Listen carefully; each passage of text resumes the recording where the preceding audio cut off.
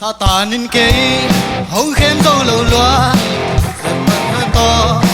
hông khe tua tê sung na ăn si thầy na hông quan xa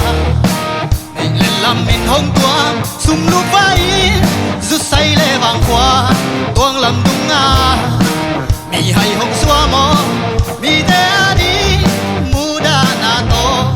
các khăn nâu hun hoa hồng liang ta at sang đi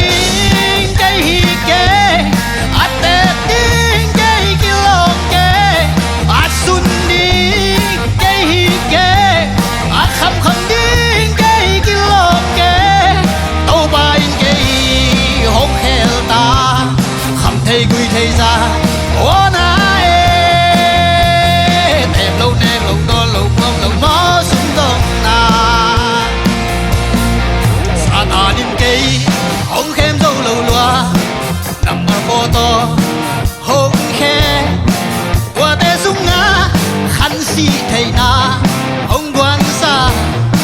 còn dân number 4 qua bé khi lâu ông hôn thô sạc lại hông xuân xa cầm thằng quỳ hông tua cây